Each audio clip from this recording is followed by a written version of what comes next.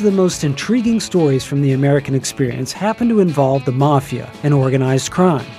Few other subject matters steal our attention as strongly.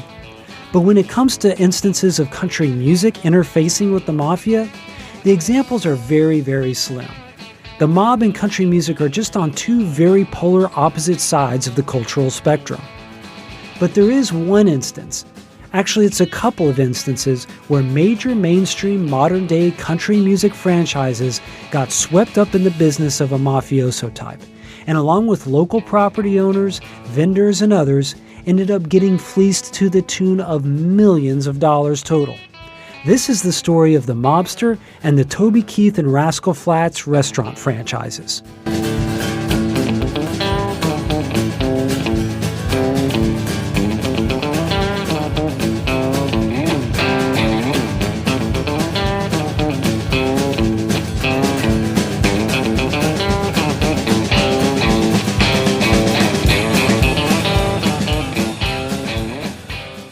It was an ambitious project, but one that had a solid proof of concept behind it and a big payoff if everything went well. As a way to bolster their music brand and expand consumer reach, pop country music trio Rascal Flatts unveiled plans for a restaurant franchise bearing their name that would begin with a sprawling flagship property in Phoenix and then expand to numerous communities throughout the United States over time. And these locations wouldn't just be restaurants, but music venues as well. The Phoenix property alone would be a grand 14,000 square foot facility that would include a live entertainment area with a state-of-the-art soundstage, elevated bar, and eating areas both indoors and outdoors. After opening the flagship location, restaurant franchises in Washington, D.C., Columbus, Ohio, Pittsburgh, Pennsylvania, Raleigh, North Carolina, Minneapolis, Minnesota, and Long Island, New York would be commissioned, with plans for additional locations in Charlotte, Tampa, Boston, and Madison, Wisconsin, and even in Canada to come in subsequent years. A newly formed company called the Rascal Flatts Restaurant Group would oversee the new business venture, along with Rascal Flatts themselves, lending their names and ideas to the concept as it moved forward. 19 restaurants in total were part of the initial plan. Launching a restaurant franchise symbolized just how successful the singing trio had become. Having minted 12 number-one singles and 7 multi-platinum records over their first dozen years as a band, they were flying high at the time. First formed in 1999 in a nightclub in Nashville's Printers Alley district, the band is comprised of second cousins Gary LaVox and Jay DeMarcus from Columbus, Ohio, and guitarist Joe Don Rooney from Oklahoma, who filled in one night behind the two relatives, and soon they were performing as a trio. Their rather inoffensive, soft, vocal-driven style of country pop was perfect for radio, and soon they were signed to Lyric Street Records, appropriately owned by the Disney Corporation. The Rascal Flatts Restaurant Group was originally announced in August of 2012, but it wasn't until 4 years later in August of 2016 before any solid plans began to surface for an actual location. The first restaurant wasn't the sprawling 14,000 square foot megaplex promised in Phoenix, Arizona. It was a small 3,000 square foot sit-down restaurant in the Stanford Town Center Mall in Connecticut that was adjacent to the food court, with a bar and a small stage in one corner. In August of 2017, the location finally opened, 5 years after the restaurant chain was first announced. According to reviews, the new restaurant came with impressive decor and decent food. Jay DeMarcus of Rascal Flatts said about the location at the time, quote, "It's just an American bar and restaurant. The menu is influenced by the three of us and some of our favorites that our families made over the years," unquote. When the Connecticut location opened, other properties were also in the pipeline, with contracts signed on retail spaces at the Flats East Bank development in Cleveland and locations in Gainesville and Orlando in Florida, with 3 more Florida locations also in the works in Fort Lauderdale, Miami, and Tampa. Though the promised flagship Phoenix location still remained a myth, the Rascal Flatts restaurant franchise appeared to finally be getting off the ground. But trouble was brewing behind the scenes, and it was the same trouble that another high-profile country music restaurant entrepreneur, one Toby Keith, had encountered as well. As the namesake of the, quote, "I love this bar and grill" franchise, it was Toby Keith's model that had gone into the planning and implementation of the Rascal Flatts restaurant franchise, and in more ways than one, as we would come to find out later. In the first decade of the 2000s, there was no country music artist that was more commercially successful than Toby Keith, both as an entertainer and as a businessman. Keith put 20 number one singles on the charts during an 8-year run and had another 7 number twos during that same period. Toby Keith was mainstream country music in the aughts. He also was one of country music's most savvy entrepreneurs. He took his winnings from his monster singles and invested them in a label he jointly started in 2005 with second-generation record executive Scott Borchetta. After signing Taylor Swift, the Big Machine label group would go on to become one of the most successful startup record labels of all time, with multiple major stars and imprints. Keith spun off his own label called Showdog from Big Machine in 2006, later known as Showdog Universal when it partnered with Universal Music. But Toby Keith also kept a stake in the Big Machine business. That meant that along with his own sales, every time Taylor Swift sold a record, and later Florida Georgia Line, Thomas Rhett, and other Big Machine artists, Toby Keith received a little portion as well. Then Toby Keith started licensing and franchising a line of restaurants called Toby Keith's I Love This Bar and Grill. His name was like gold to his target demographic and could be seen everywhere, even if within the country music industry itself, some distanced themselves from Toby Keith since his major rise had come from telling would-be terrorists where he wanted to ensconce his boot, along with the generally polarizing nature of Toby Keith's prickly personality. The first Toby Keith's I Love This Bar and Grill locations opened in Keith's home state of Oklahoma in 2005, with locations in Oklahoma City and Tulsa, and later in Thackerville near the Texas border. Shortly thereafter, a location opened in Las Vegas, Nevada as well. The name of the restaurants was derived from the song I Love This Bar from Toby Keith's 2003 record Shockin' Y'all. Featuring live music and bars shaped like guitars, many of the franchises became fixtures of the local community and gave opportunities to local songwriters and performers on the restaurant stage. Soon there were locations all across the country, with high-profile restaurants near Gillette Stadium in Foxborough, Massachusetts, and at the Destiny USA shopping complex in Syracuse, New York. There were also locations in Ohio, Virginia, California, Minnesota, Florida, and Texas, and multiple locations in Arizona, among other markets. Aside from a few separately owned franchisees, the majority of locations were operated out of Phoenix by a company called Boomtown Entertainment. But starting in 2014, trouble began brewing with the restaurants. Announcing a quote-unquote tactical restructuring, stuff started to get very strange with multiple I Love This Bar and Grill locations, and soon they started to close down, often with no notice to employees and often under spurious circumstances. The Tucson, Arizona location closed unexpectedly on March 7, 2014 after being evicted from the property for breach of contract, and another location in Folsom, California closed on December 30, 2014. The Newport News, Virginia location closed on January 1, 2015 after being evicted from the property and reportedly owing $554,000 in rent and fees. The Houston, Texas location closed on January 3, 2015 for unpaid rent, and reportedly owing nearly $150,000 in unpaid services. The Savannah, Georgia location scheduled to open in August of 2014 never did, and the franchise was served an eviction notice for their space in the Savannah Mall on April 7, 2015. The Oxnard, California location closed on May 3, 2015 after being open less than a year and owing some $605,000 in back rent. The Syracuse, New York location closed abruptly on May 17, 2015, reportedly because of unpaid rent as well. The Orange Beach, Alabama location was closed on June 3, 2015 after being evicted from the property. Are you starting to get a picture here and a pattern? Locations in Woodbridge, Virginia, and St. Louis Park, Minnesota also closed in May and June of 2015. Soon, all of the Toby Keith's I Love This Bar and Grill franchises operated by the Phoenix-based Boomtown Entertainment were closed, with food vendors, landlords, and employees all left in the lurch, and many owed large sums of money. 20 franchises in all were shuttered. Even though as many were closing, new Toby Keith restaurants in other cities were promised to be opened, though they never were. During the death spiral of closing franchises, Boomtown Entertainment shuttered itself in 2015 with millions of dollars in unpaid rent, taxes, and vendor fees still on the books. An Arizona businessman named Frank Capri was the responsible party in the Boomtown Entertainment debacle. By late 2017, just as the first Rascal Flatts restaurant franchise was opening its doors in the Stamford Town Center Mall in Connecticut, Frank Capri was said to owe over $65 million in judgments against him in various courts around the United States tied to the Toby Keith's I Love This Bar and Grill franchises. But undeterred, the leasing of properties for further Rascal Flatts restaurant locations moved forward. In fact, in the instance of the planned location at the Flats East Bank development in Cleveland, the Rascal Flatts restaurant was scheduled to go where previously a Toby Keith's I Love This Bar and Grill location had been promised, but neither of the franchises ever opened.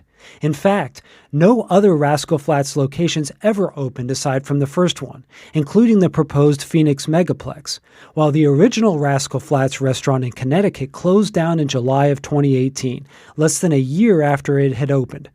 Initially, nobody saw any similarities between Toby Keith's failing restaurant business and the issues with the Rascal Flatts restaurants.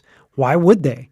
Aside from being named after country stars, the two enterprises seem to be completely separate entities. This is where things take a dark turn. An investigative reporter named Robert Englund, working for the Phoenix-based newspaper The Arizona Republic, started digging into the history of Boomtown Entertainment and its main proprietor, Frank Capri. He was able to obtain phone recordings, text messages, documents, and interviews corroborating that Capri was the main guy that oversaw hiring, firing, employee payments, permits, construction schedules, collections of fees, and other businesses not just tied to the Toby Keith-themed restaurants, but that he was the main guy behind the Rascal Flatts restaurant group as well, though he often did this work through the proxy of his girlfriend, Tawny Costa. That is the reason nobody tied the Toby Keith and Rascal Flatts restaurant franchises together. But even more disturbing was what reporter Robert Englund was ultimately able to unearth about who really was behind the Frank Capri alias. Frank Gioia Jr., spelled Giogia, was, or is, a third-generation mobster who worked as a soldier in New York's notorious Lucchese crime family, one of the 5 famous crime families of New York City. Nicknamed the Spaghetti Man, the portly mobster became a made guy in the Lucchese family in October of 1991, following in the footsteps of his father, Frank Gioia Sr. It only took 8 months into Gioia Jr.'s career for him to run afoul of the law, first getting pinched on a gun charge in June of 1992. In 1993, he was in trouble again for running a heroin trafficking ring between Manhattan and Boston. But it was a plot he hatched with multiple other Lucchese family members to murder an underboss to avoid a power shift in the family that resulted in him being sentenced to 7 years in prison. In 1994, while serving his sentence, Frank Gioia Jr. flipped, choosing to turn state's witness and cooperate with the feds after hearing about a plot by fellow mob members to murder his father. Frank Gioia Sr. also flipped in 1994 as part of the deal. Along with foiling his father's murder plot, Frank Gioia Jr. started singing like a bird about all manner of Mafia-related business. According to Mafia experts, Frank Gioia Jr. is arguably the most important Mafia turncoat in history, with his work with law enforcement resulting in over 70 convictions of major mob figures and a resolution of several unsolved murders at the time. For Frank Gioia's cooperation, the federal government put him in the Witness Protection Program and supplied him with a new name, a new social security number, and a 1967 birth date. In and around 1999, Frank Gioia Jr. became Frank Capri and emerged as an Arizona businessman and real estate developer, fully cleaned from his crime family past and ready to use the names of both Toby Keith and Rascal Flatts to allegedly bilk millions of dollars from local property owners, developers, and contractors. How did Frank Gioia Jr. make money from this scheme? A lawsuit against the Rascal Flatts restaurant group in 2018 illustrates one way revenue was derived from the failed franchises. The plaintiff in the lawsuit was the owner of a retail space at the Hollywood and Highland complex in Los Angeles, where the famous Dolby Theater is located. According to the lawsuit, a lease was signed for a 7,960 square foot space, and the owner agreed to give the Rascal Flatts restaurant group $1 million to build the space out into a restaurant, giving the company a $102,000 advance that was never used on improving the location at all. Pocketing such development advances may have been at the heart of Frank Capri's restaurant scheme, along with pocketing profits from locations that did open without paying rent or vendors. Whether it was property owners, contractors, food providers, or even employees, individuals saw the names Toby Keith and Rascal Flatts licensed by Frank Capri's companies and immediately believed the businesses to be legitimate. It is also believed that Frank Capri, or Frank Gioia Jr., was involved in other restaurant schemes during this same time period. As for Toby Keith and I Love This Bar and Grill, the country star has never publicly acknowledged the issue with the franchises whatsoever. However, there are still multiple locations of the restaurant open in Oklahoma and Texas. These locations are not owned by Frank Capri's former Boomtown Entertainment, but instead are part of the Hal Smith Restaurant Group, which by all accounts is a completely reputable business, and locals seem to love the establishments. A location in Foxborough, Massachusetts that had originally opened in 2011 and operated throughout the shuttering of the other Toby Keith restaurant franchises also closed abruptly on January 30th, 2019. It was an independently owned location operated by a woman named Debbie Corvo, who was forced to close after being unable to come to a lease agreement with landlords. This location appeared to operate autonomous to the Frank Capri enterprises as well. That is, until indictments came down tied to the restaurant franchises in January of 2020, and it was revealed that Debbie Corvo was in fact Frank Gioia Jr.'s mother. On January 28, 2020, the Arizona U.S. Attorney's Office announced that 52-year-old Frank Capri and his 68-year-old mother Debbie Corvo and an unnamed third party were all indicted by a federal grand jury on 16 counts of fraud, conspiracy, and money laundering. For Frank Capri's part, he claims there was never any wrongdoing and that the restaurants were simply a failed business venture. The Federal Witness Protection Program has refused to comment on the matter at all. Rascal Flatts was forced to release a statement in January of 2019, finally distancing themselves from the restaurant franchises and explaining the situation to their fans. The band said they had never participated in the ownership of the franchises, and quote, "Because we know you have been looking forward to enjoying our themed restaurants, we wanted to let you know this project is no longer happening. We ended the agreement and do not have a business relationship with the developer. They are not authorized to use our name in any way. We wanted to be transparent with our fans in case there was any confusion related to our involvement in the restaurants. Thank y'all so much for the continued support," unquote. Frank Capri was formally arrested on February 5, 2020, and appeared in a federal court on February 18th in a yellow jumpsuit. During the hearing, U.S. Magistrate Deborah Fine ruled on a defense motion to close the court to the public, and both the gallery and much of the court staff were removed from the proceedings. Was this due to the matter involving the Witness Protection Program? After all, along with all the other victims and manipulations tied to Frank Capri's restaurant franchises, he had used the Witness Protection Program of the United States like a shield. Luckily, though, investigative reporter Robert Anglin of the Arizona Republic, who has uncovered much of Frank Capri's schemes, was able to successfully challenge the court's ruling closing the proceedings and get the hearings opened back up to the public and most of the documents tied to the case unsealed. Currently, Frank Capri is still being held without bail. His mother, Debbie Corvo, took a plea deal and has been released, as have two Toby Keith restaurant managers who were also charged. Frank Capri's girlfriend, who allegedly played a pivotal role in the Rascal Flatts franchises, still remains uncharged at the time of this podcast. What started out as an idea to expand the scope and name recognition of two of country music's most successful modern franchises ultimately ended up being a money pit and a public relations debacle. Though Toby Keith and Rascal Flatts seem to be just as much victims as anyone, questions linger on whether they could have been more proactive in removing their names from the projects and warning the public about the actions of Frank Capri, Boomtown Entertainment, and the Rascal Flatts Restaurant Group, especially warning local employees who were left in the lurch. Since the Rascal Flatts Restaurant Group had been sued as far back as January of 2018, over a year before the band publicly addressed the situation, they had to have had at least some knowledge that trouble was brewing behind the scenes. As for the careers of Toby Keith and Rascal Flatts, they've sort of paralleled the dissolution of the restaurant franchises bearing their name. As high-flying as Toby Keith was in the aughts, he logged his last top 10 hit in 2012 and quickly fell out of favor with radio entirely in subsequent years.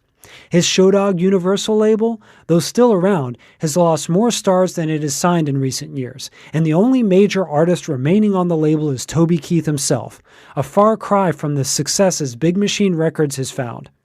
Toby Keith still remains a big concert draw, though, and his fans are most certainly loyal. Meanwhile, Rascal Flatts has fared slightly better, still releasing a radio hit every once in a while, but they announced a farewell tour in January of 2020, sensing that the end was near. The tour was subsequently postponed due to the COVID-19 pandemic.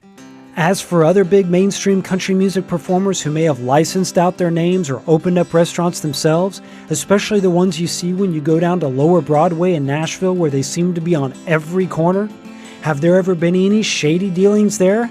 Well, you'll just have to wait and find out in the future, won't you? Country History X is a living, breathing history of the country music genre told through the wild, weird, offbeat, inspiring, heartbreaking, unbelievable, but completely accurate stories of the music and its stars, songwriters, side players, and proprietors. Brought to you by veteran country music journalist Trigger of SavingCountryMusic.com.